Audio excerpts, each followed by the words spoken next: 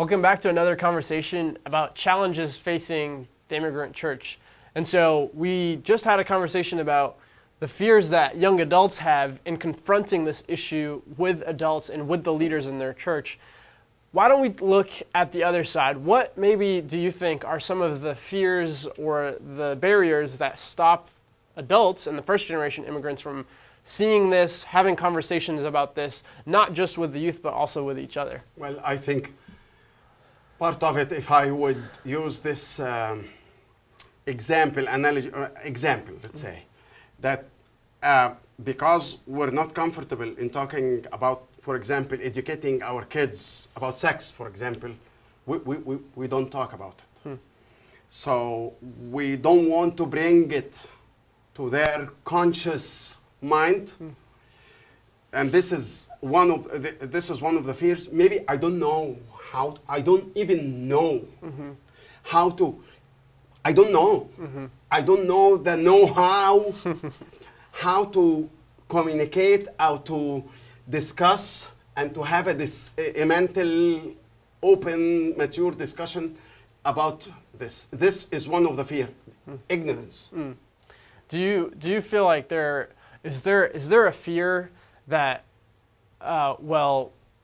we as adults are the adults and we are in leadership and we love our kids, we love our youth, but we just don't really feel like you're ready to take leadership roles, or we don't feel like you're ready to take even our place? Yeah, this is why I think the senior leadership meaning the pastor and the board and the decision makers, they need to switch from these are our kids, these are our youth, these are our whatever, to partners. If you are 7, 8 years old, you're my kid. But if you're 25 years old, I should switch. This switch, I think it's overdue to switch to partner in the church, in leadership. Empowering meaning empowering, not overpowering them.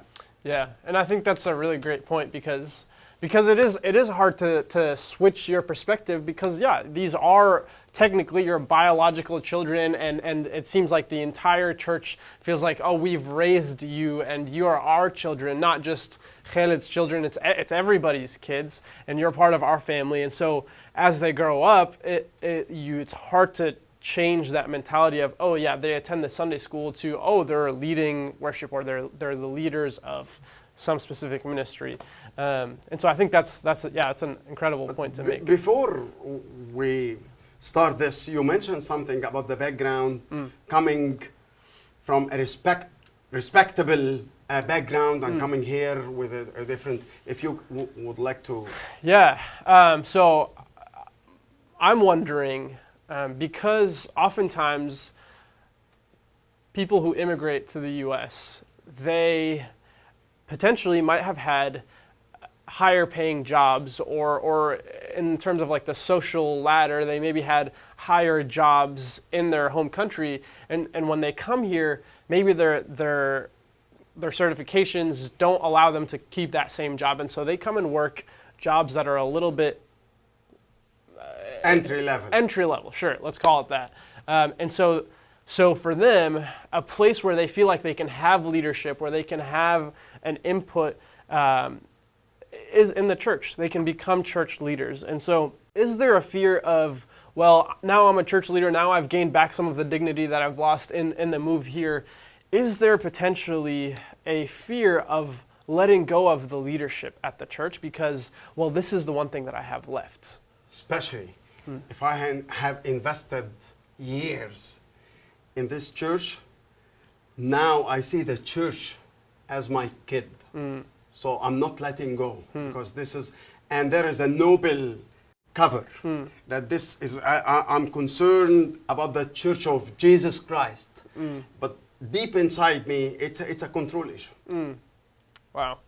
Well, that's important, not just for the adults to recognize, but I think it's really important for the youth to recognize too, as well, maybe here are some fears that are facing both the adults and the young adults. So thanks again for tuning in with us today. Again, we'd love to hear your thoughts. What do you think about this? Is this relevant to you and your church? Thanks again for tuning in. We'll see you next time.